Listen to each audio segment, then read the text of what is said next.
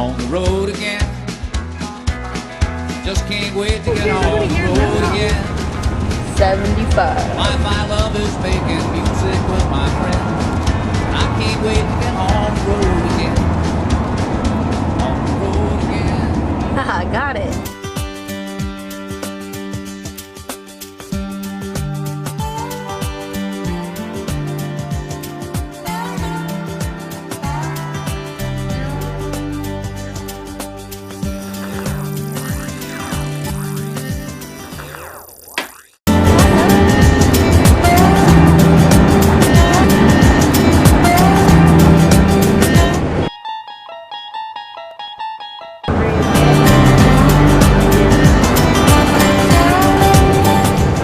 That is our chariot that brought us from Houston. Buenos dias, Lone Star College, Kingwoods. Okay, so this is where we're sleeping. The church has sleeping bags for us and blow-up mattresses. And here we are blowing up mattresses. Say hello. Some people got bigger mattresses than others. Yes, and flannel sheets. There's a cot there, but nobody took the cot. So here we are getting our beds ready. And so here's our kitchen where we're going to be cooking our breakfast. So they have refrigerator, stove, there's all of our food over in the corner. Water, dishwasher. So the guys are over in the nursery. No, they didn't even say Zapatista on there. They cut those out too. So here's the guys. Censorship. All right, we got mattresses in here, blow-up mattresses and sleeping bags that the church has for us, and we got some games in case we get bored. A rocking chair in case anybody needs to be rocked to sleep. All right, and then the guys have their own bathroom over here. So, but no shower. All right, so there's the guys' bathroom, changing station in case anybody has an accident. Buenos dias, buenos dias. Hey, where's that smiley face?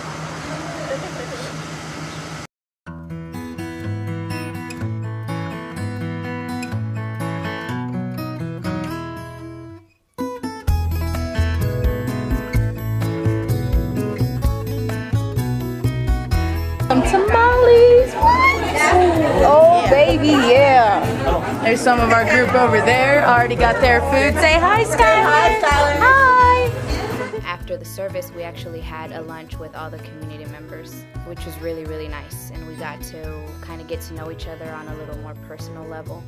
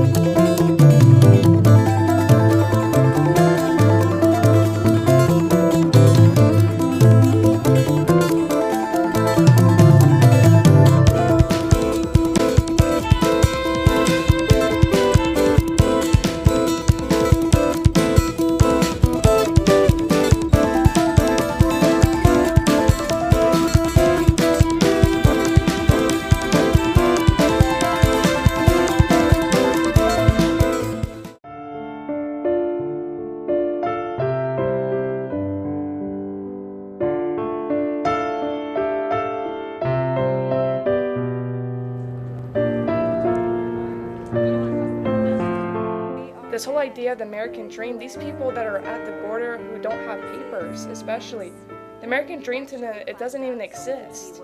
they can't go out beyond these checkpoints that surround this the El Paso area to be able to, you know, pursue any actual dream that they may want to pursue. Whereas we can do whatever our heart desires as long as we put our minds to it. Look, there is a Border Patrol cop coming right now. Don't make any noise. Huh? You see the tires that he's carrying? Oh, yeah. He's pulling tires. You want to know why? Why? So that if anybody crosses illegally, they can see the tracks. Oh. Oh,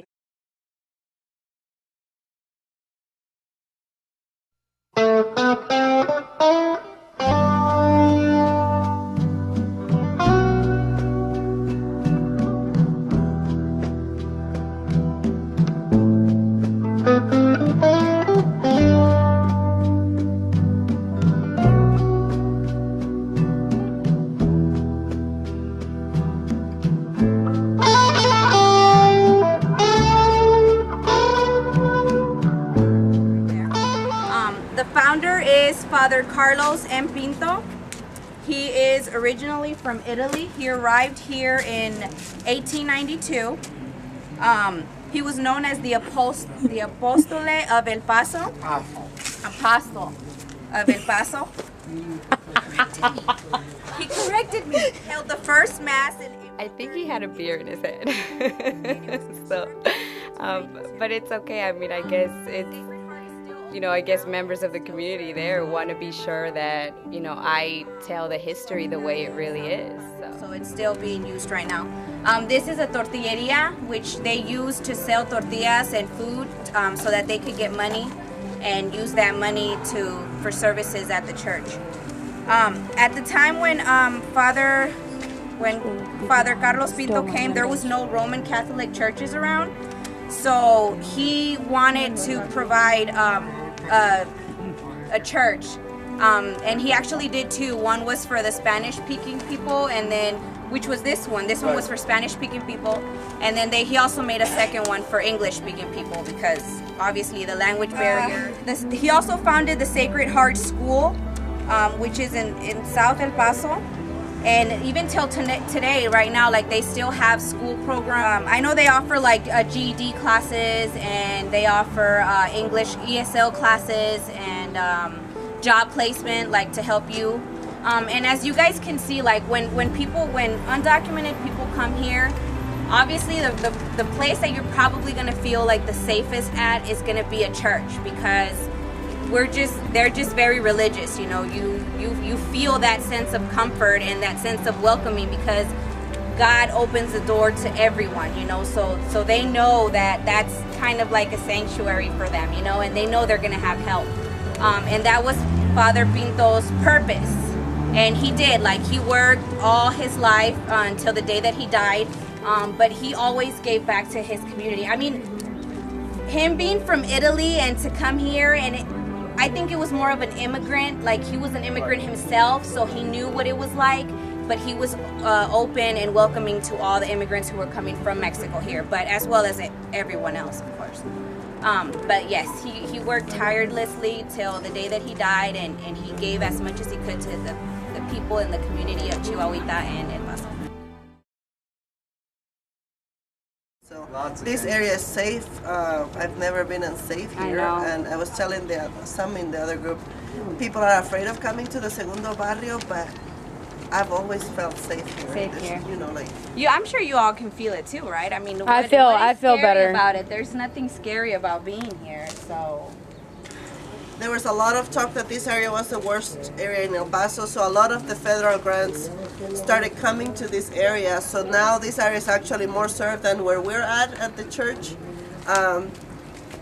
In that, if we walk a little farther, there is the Armijo Center, and then in front of that there is the Boys and Girls Club, and then there's also the Santa Fe hospital, clinic, but also they have programs for kids, and so this area has parks now and has different programs for the kids. Where we're at the church, there's not many.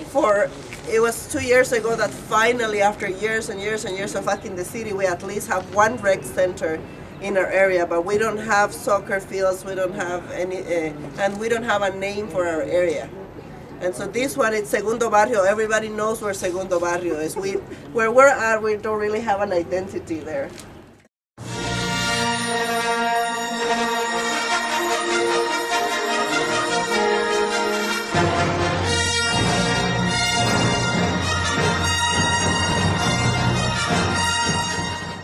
Those of y'all who don't know, this is a big part of Reyes's life here.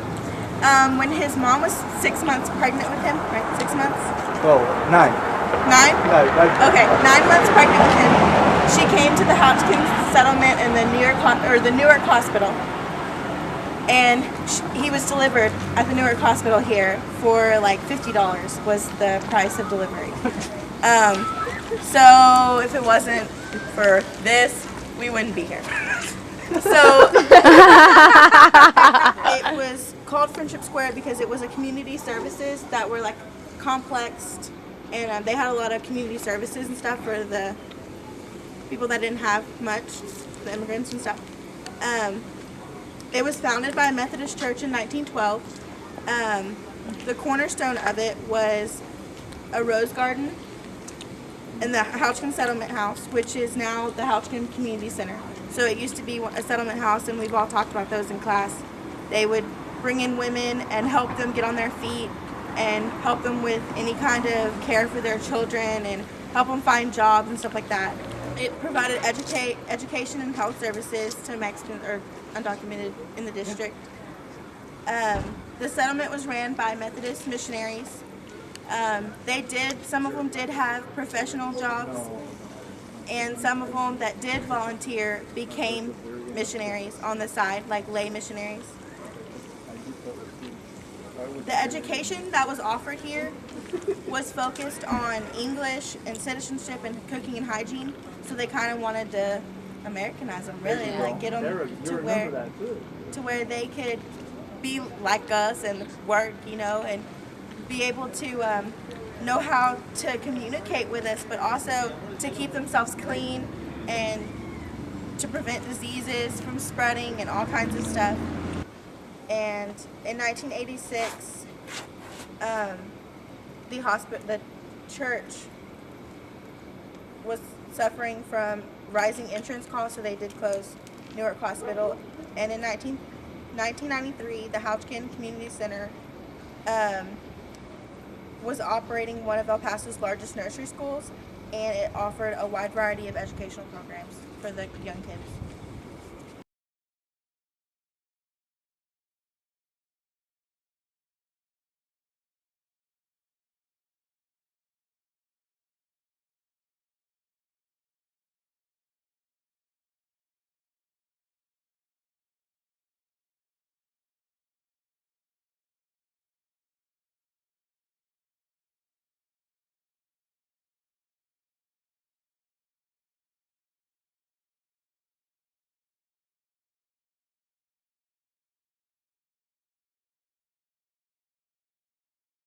We're going to be learning about Clínica La Fe, which is a health service provider in El Paso for low-income community members, and we're going to be touring their cultural and technology center.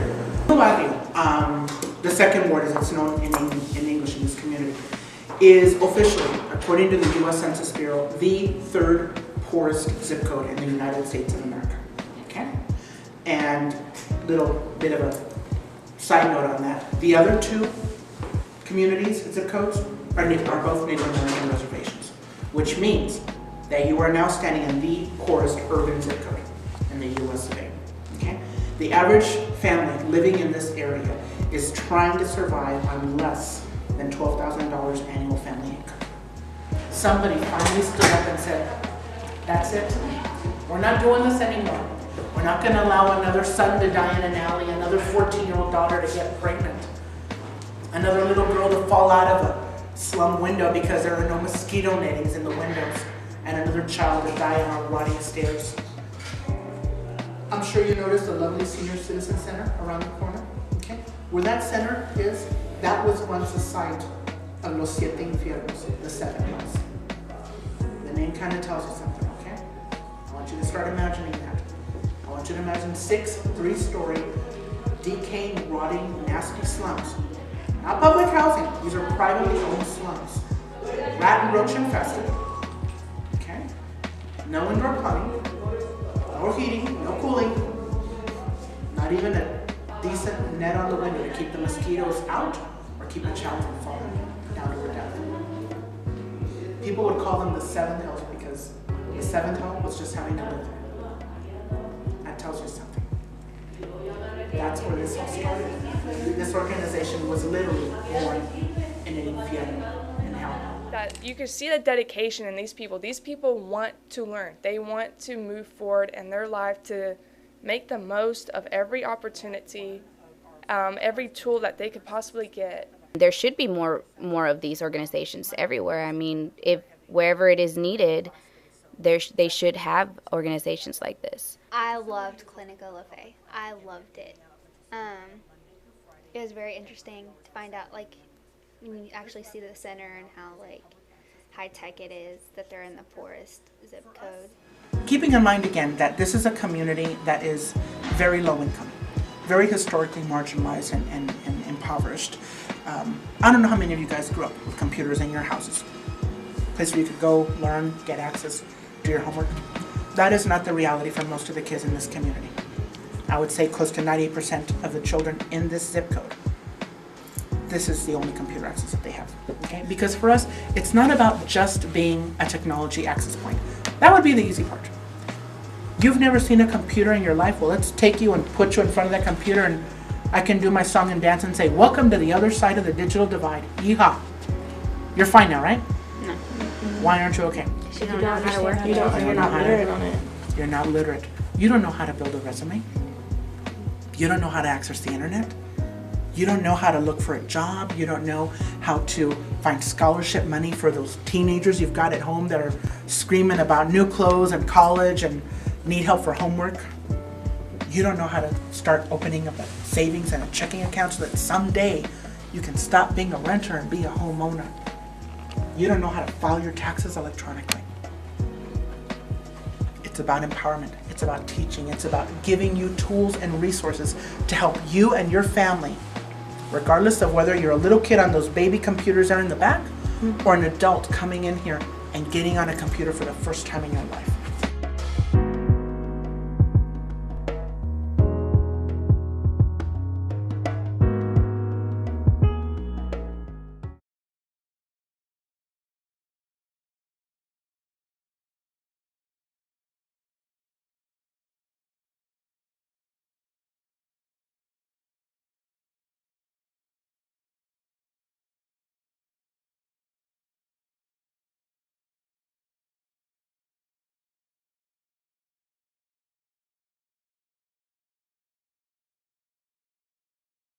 I learned this from Miss Barbara because I talked to her. I had a chance to talk to her earlier, and she's familiar with the church, and she was telling me a bunch of neat things.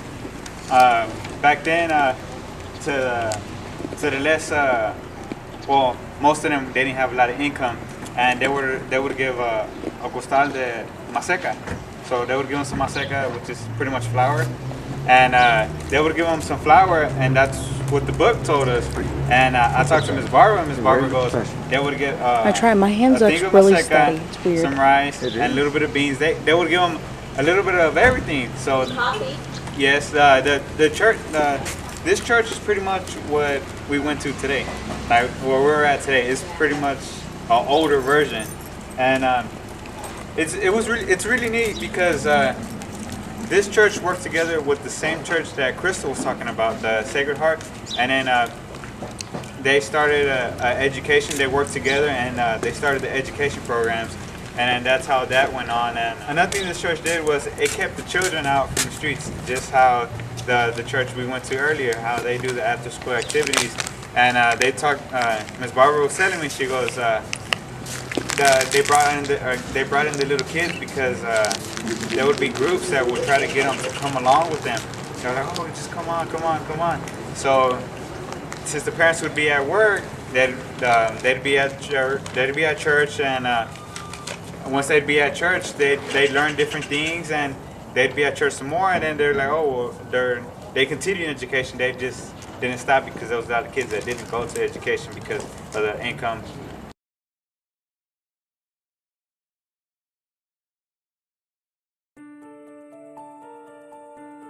Outside this building, 9th Avenue, which is this avenue, is the officially designated area by city ordinance to recruit farm workers. So I don't know if you have been in all other border towns, but in most towns, most border towns are the meeting point for workers, especially from migrant workers. Between July and October, outside this area looks like a labor market. Hundreds of labor contractors, employers, farmers coming to this area to look for workers, and hundreds of workers coming to look for farm workers. And it actually looks like a labor market. Employers trying to recruit the most productive workers, which means the younger workers, and the labor contract and workers trying to go to the best places because they get paid on a per basis. In this country we produce food, and our food production is based on exploiting people, but also on doing all this damage to the environment, to nature. We use all these highly toxic chemicals in the fields. We use all these new technologies, for example, the transgenics. We have, for example, GED classes going on. We just finished with our English course. And then at 9 p.m. they will turn off the lights. And they will try to sleep for a couple hours, and then at midnight everybody wake up, go outside, and then all over again, every day. Why do they leave at midnight? Because the workers go outside at midnight. The recruitment takes place at midnight. The buses begin arriving, start leaving to the fields at about 2 o'clock in the morning. If you are a young person, you can, go outside at 2 o'clock in the morning. But if the worker is my age, I will try to be outside at midnight because I will be competing against you. I'll show you the place. This is a farm worker. ¿Cuántos años tiene usted trabajando? ¿Cuántos años tiene trabajando? Como unos 30 años. You don't look like. No parece. 2 botes de chile carlos verdes.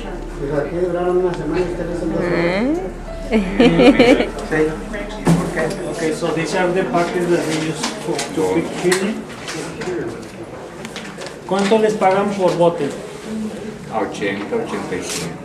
He says he only gets 80 cents or so just for this bucket of working all day to pick it, these chilies, and it's just, for me, I'm like shocked because it's like, I don't know if I would do that for 80 cents, but yet they have to do it.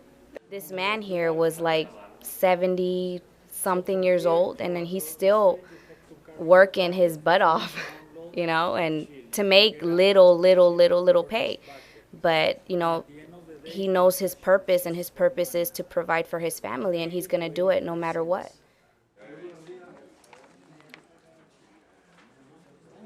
They never made us feel not welcome. But don't worry about it. They're welcoming you with like open arms. They want you to come witness what they're doing, how they're struggling, what they're going through. They want to tell their stories. That way it can be passed on, and hopefully something in the future can change. Yes, it definitely made me think, like, what can I do? Maybe I can't make everyone else think or do a change, but what can I do to make a difference? It was a program initiated as a result of World War II. Between 1941 and 1942, 4 million women left rural America to go to the big cities to work in the industry, especially to the war-related industries. So we needed somebody to take care of agriculture. And on April of 1942, both governments agreed in this program to bring temporary labor to the United States to take care of the fields, but also the railroad. We brought 100,000 braceros to take care of the railroad. I mean, the war ended, but the program was extended to 1964. Every year. Our students became more sensitive. They were able to humanize the immigrant, that migrant worker that has to wake up at midnight to take a bus to the fields in Las Cruces, New Mexico, to pick chile.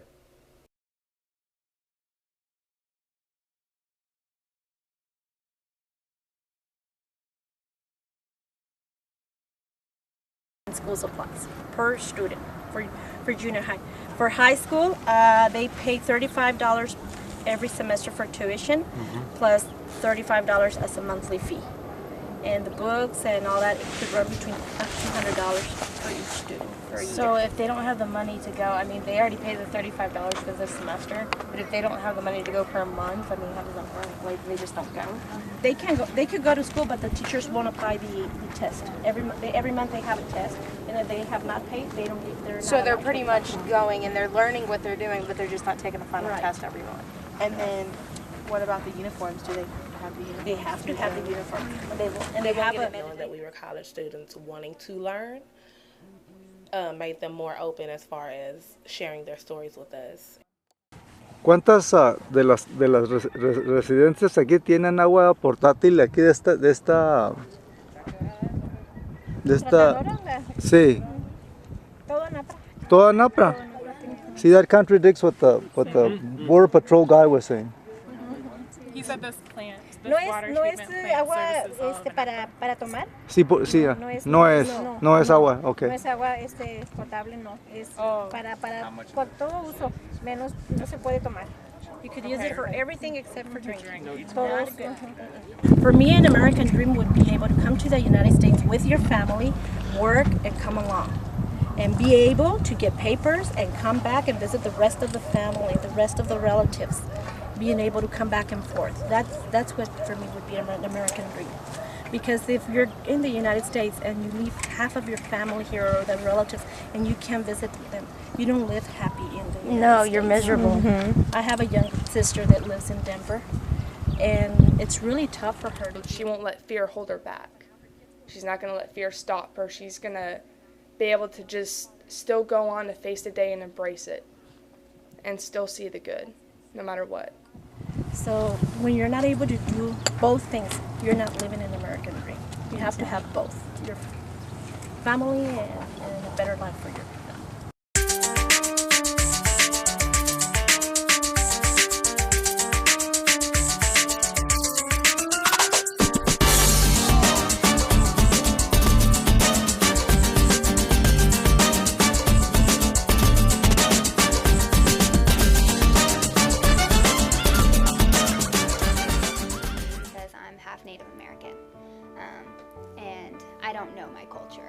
So that was really interesting for me, and we went on a reservation, and that was the first time I've ever been on a reservation in my life. For us to be welcomed with open arms or open hands and allow us into their sanctuary, I guess, as you would say, you know, we felt very, very welcomed, and it was really, really nice. Actually, one of the most amazing churches that we went to, because it was Native Americans were the ones who helped the Mexican settlers to build this church. And when we looked up to the ceilings, there was actually like symbols and signs of Native Americans. But just to know that you're in a church that was built by Native Americans or like first settlers of that area was amazing.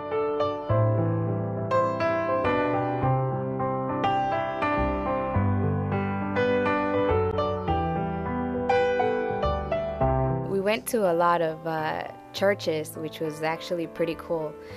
Although it was a history class, we did a lot of religious services as well.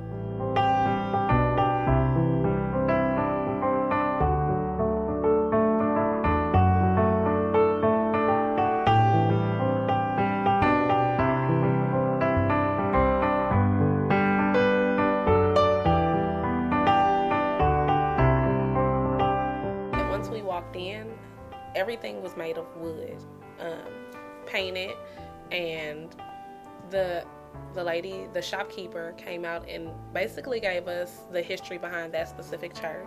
They kept some of the original woodwork from it. So that's one of my favorite historical landmarks.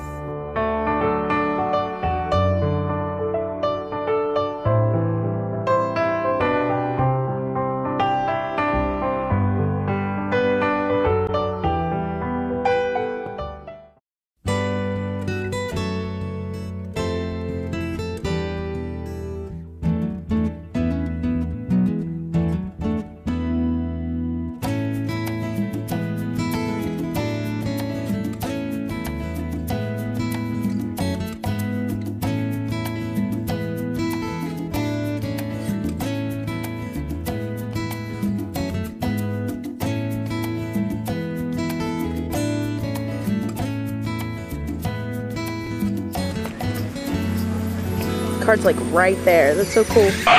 What's up there?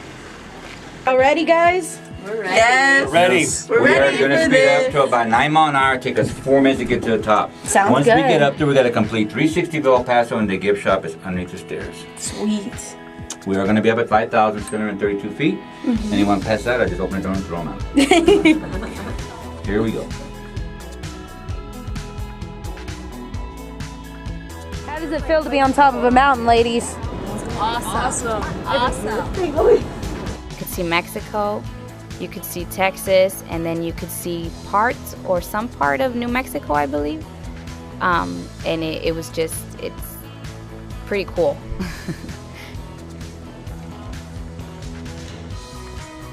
The happy campers.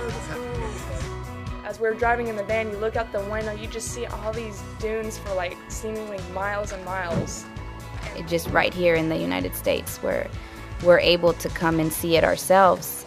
We don't have to travel outside of the United States to be able to see things like this. But it was beautiful, beautiful, and we had so much fun.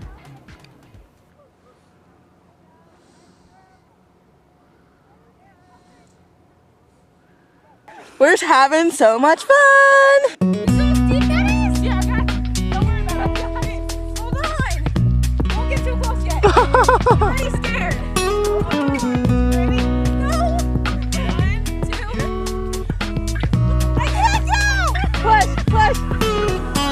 Yeah, that's how you do it.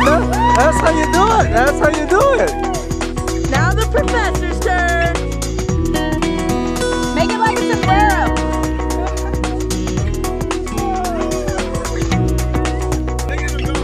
Look at him go. Woo! It was fun, and we actually got to slide down, and oh man, it was a blast. Stop by itself.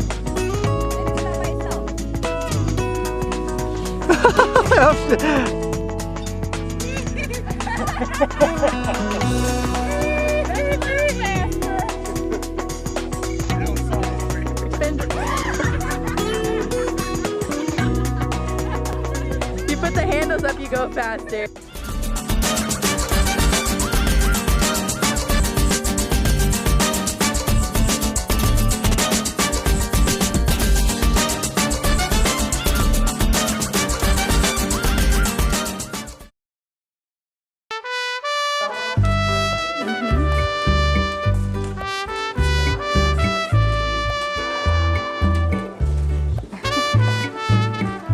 Sorry, Jose.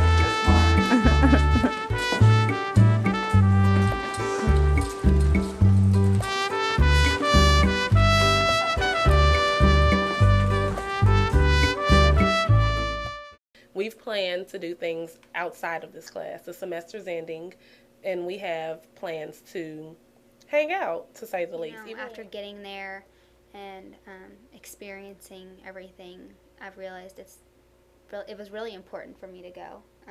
You know, it's changed how I feel about my life and how I feel about a lot of things, really. There's a value in academic learning in terms of the classroom. There needs to be learning outside the classroom in terms of our ability to interact with people who are different. I really just wanted to have an experience that would open up my eyes. I don't know how anyone can go on this trip and not be changed. Sometimes it takes for you to be able to be together so closely, but the outcome is always the greatest part. And we all became closer friends thanks to this trip. 8 hours to San Antonio. On the road again. Can't wait to get on the road again. So, how does it feel to be a Mexican wrestler? Oh, they call me Nacho Libre. I can't wait to get on the road again.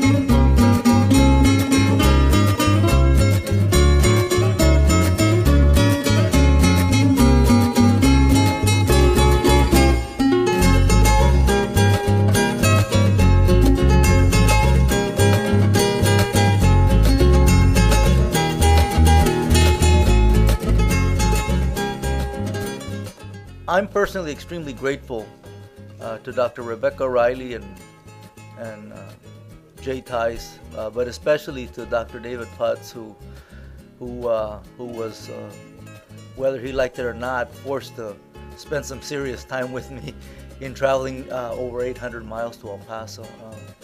I appreciate the support of Dr. Riley and the Center for Civic Engagement for inviting me to participate in this noble endeavor, and I sincerely hope that there is an encore performance next spring.